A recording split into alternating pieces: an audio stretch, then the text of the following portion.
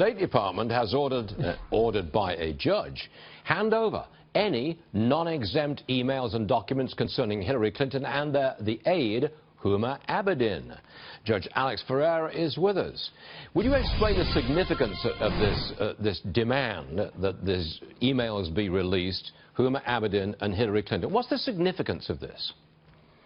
Well, there's a very, I want to say interesting, but I'd say unusual relationship between Abedin and the State Department after she changed her position. She was a deputy chief of staff to the Secretary of State, which is a pretty impressive position.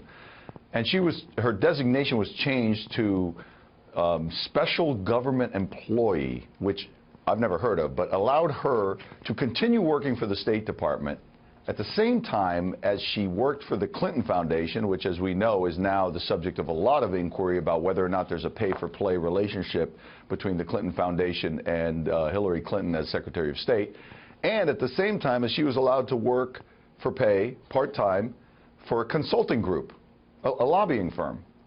I've never heard of such a situation that the deputy chief of staff of the Secretary of State is working for a consulting firm and also working for the Clinton Foundation at the same time she's getting paid for her government work. So this has been a subject of inquiry, and now it becomes even more relevant with the allegations against the Clinton Foundation. So it could these be emails, she's the key focal point, I would hesitate to say the ringleader, but the link in this pay-to-play, what is alleged to be a pay-to-play scheme. That's Huma Abedin. Yes.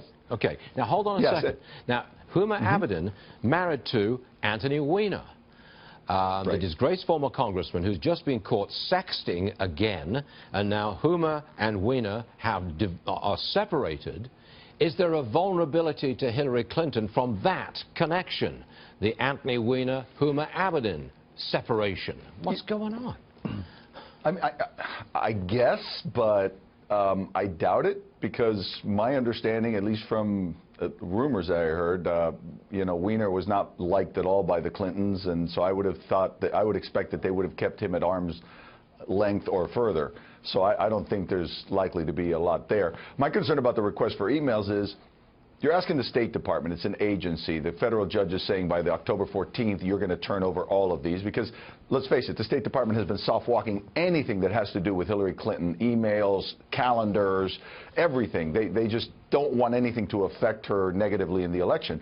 So he's ordered it be turned over by the 14th. But you're dealing with a department of the government. I could see them walking in on the 14th and turning over some of the documents, claiming others are exempt. By the time you have a hearing to determine whether there's a real exemption, you're past the election, unless this judge is going to say, you know what, you're turning them over on the 14th and we're going to have a hearing on the 16th on anything you claim is exempt.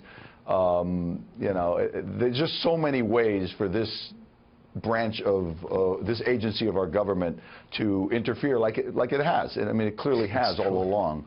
Look, Judge, thanks very much for sorting out the legalisms here. I think that is important. But, whenever you get the Secretary of State, Huma Abedin, and Anthony Weiner all in the same sentence, I think you've got a political problem. But that's just my own personal opinion.